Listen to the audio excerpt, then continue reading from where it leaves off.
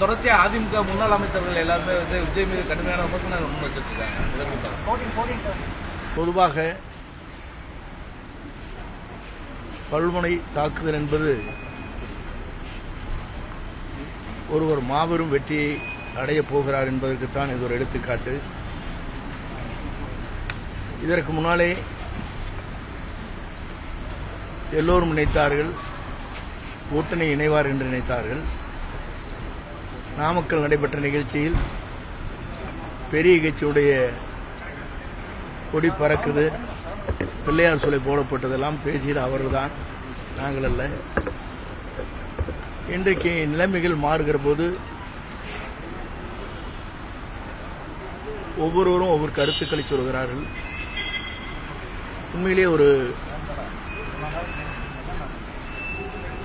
அனைத்து இந்திய அண்ணா திராவிட முன்னேற்றக் கழகத்துடைய அமைச்சர்கள் ஐடி விங்கை பொறுத்தவரையிலும் எங்கே தாக்குதல் நடத்த வேண்டும் என்று சொன்னால் திமுக மீதுதான் என்ன குற்றச்சாட்டுகள் இருக்கிறது என்பதை அவர்கள் வெளிப்படுத்த வேண்டுமே தவிர திமுகவுக்கு இவர்கள் பி டீமாக செயல்படுகிறார் என்பதற்கு இதுவே ஒரு எடுத்துக்காட்டு. எந்த புதிதாக உருவாக்கப்பட்டிருக்கிற ஒரு இயக்கத்தின் மீது குற்றச்சாட்டு சொல்வது என்பது ஒரு எதிர்க்கட்சியுடைய நடைமுறையில் இதுவரையிலும் இல்லாத ஒன்று. இங்கேதான் ஒவ்வொருவரும் அந்த கருத்துக்களை சொல்லிக் கொண்டிருக்கிறார்கள். இது வேதனை அளிக்கக்கூடிய ஒன்று. அதிமுக ஆட்சியை ஊழல் ஆட்சின்னு சொல்றதுக்கு எப்படி அவங்களுக்கு தோணுது? நீங்க எம்ஜிஆர் காலத்துல இருந்து இருந்திருக்கீங்க, கல்வி அமைச்சராக இருந்தவர். என்னை பொறுத்தவரையிலும் புரட்சித் தலைவரோடு புரட்சித் தலைவி அம்மாவோடு பயணம் செய்தவன், சிறப்பான முறையில் ஆட்சியில் பங்கு கொண்டவன். என்னை அறிமுகப்படுத்தியதே அடையாளம் காட்டியதே அவர்கள்தான். என் மீது ஊழல் குற்றச்சாட்டு என்பதற்கு யாராவது சொல்வார்களேயானால் வழக்கு மன்றத்துடைய தீர்ப்புகள் உச்சநீதிமன்றம் வரையிலும் தெளிவாக கொடுக்கப்பட்டிருக்கிறது. இங்கே உயர்நீதிமன்றத்தில் எனக்கு விடுதலை செய்கிற போது ஒருவரை குற்றம் சாட்டுகிற போது அந்த குற்றச்சாட்டுகளை பொறுத்தவரையிலும் உடைய வாழ்க்கை 5 ஆண்டு காலம் அரசியல் வாழ்க்கை ஏற்பட்டிருக்கிற நிலைப்பாடுகளை நாங்கள் எண்ணி பார்க்கின்ற போது உண்மையிலேயே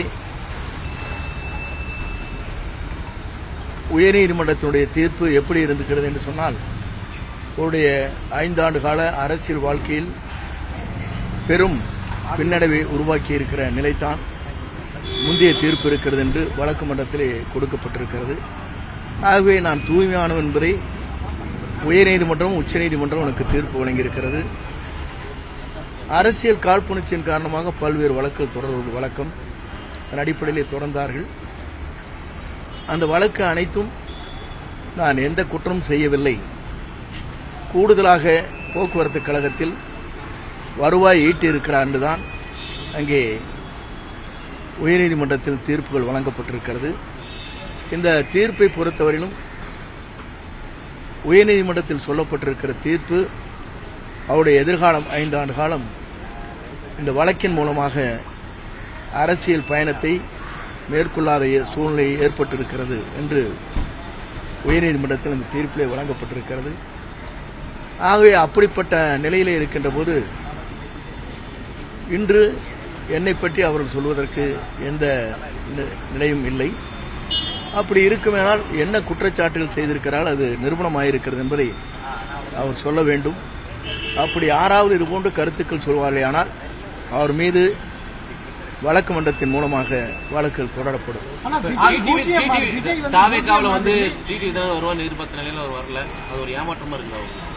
ஏமாற்றம் அல்ல, ஒவ்வொருடைய நிலை அப்படி இருக்கிறது. நீங்கள் ஒரு நாளைக்கு ஒரு நிலை எடுப்பதைப் போல அவரும் ஒரு நாளைக்கு ஒரு நிலை எடுக்கிறார்கள்.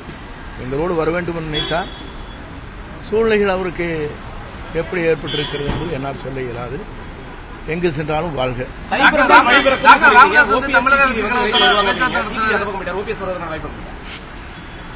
ஒவ்வொருவர்கிட்டத்திலும் நாங்கள் சொல்லிட்டு போய் முடிச்சானதே டெல்லியிலேருந்து வந்துடுறாங்க. பிரச்சனை எங்களுக்கு தானே தெரியும். நான் சொல்லாமல் இருக்க வரையும் நல்லது. டாக்டர் ராமதாஸ் வந்து பேச்சுவார்த்தை நடத்திட்டு இருக்காரு தமிழக வெற்றிக்கழகம் தொடர்பான தகவல் எந்த அளவுக்கு உண்மை? இப்போது செய்திகள் உங்களுக்கு வந்திருக்கு. நான் போகிற வாரம் பார்த்தேன், பேச்சு கொண்டிருக்கிறார் என்று செய்திகள் எனக்கு வந்திருக்கிறது. இப்போதுதான் உள்ளே நுழைகிற போதுதான் அதை பார்த்தேன். நல்லது நடக்கட்டும்.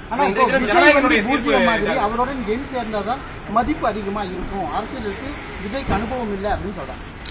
ஒவ்வொருவரும் இதைத்தான் சொன்னார்கள். புரட்சித் தலைவர் எம்ஜிஆர் கழகத்தை துவங்கிய போது இதையே சொன்னார்கள். 100 நாட்கள் கூட அவருடைய படத்தை போல ஓடாது இந்த கட்சி என்றாலும் சொன்னார்கள். அவர் உயிருள்ளவரை அவர்தான் தமிழ்நாட்டுடைய முதலமைச்சராக இருந்தார். அமெரிக்காவிலே சிகிச்சை பெறுகிற போது கூட தமிழ்நாட்டு மக்கள் அவரை விரும்பி முதலமைச்சராக அரியணையில் அமர்த்தினார்கள். அதுதான் வரலாறு. அதிமுக அண்ணாவை மறந்துருச்சுன்னு சொல்லி விஜய் குற்றம் சாட்டியிருக்காரு. அதை ஏற்றுக்கிறீங்களா? அது அந்த கருத்து உண்மையில உண்மையிலே 2 கட்சியும் மறந்துட்டாங்க. அது உங்களுக்கு தெரியுது இல்லையா? நீங்க எல்லாம் படத்தை பாக்குறீங்களா இல்லையா? அம்மாவை மறந்தார்கள், தலைவரை மறந்தார்கள், அண்ணாவை மறந்தார்கள். அதுக்கு தான் நான் வெளியே வந்தேன். ஒருத்தர் படம் போடாது, தங்க படம் செங்கில போட்டு நடத்தினாங்க. வேடிக்கையில் நீங்க பாத்தீங்களா இல்லையா? எல்லோரையும் மறைத்து விட்டு ஒருவரை உருவாக்குவது என்பது இயலாத காரியம். யாரால் நாம் வளர்க்கப்பட்டோம் என்பது மறந்துவிடக்கூடாது. இன்னைக்கு பாக்கெட்ல படம் இருந்துட்டு இருக்கு, பாத்தீங்களா இல்லையா? இவங்க மாதிரி எல்லாம் ஒரு இயக்கத்திற்கு போன உடனேயே அந்த இயக்கத்தில் எனக்கு ஜனநாயகம் இருக்கிறது. ஆகவே ஓடிங் டைம் வச்சுக்கிறாங்க.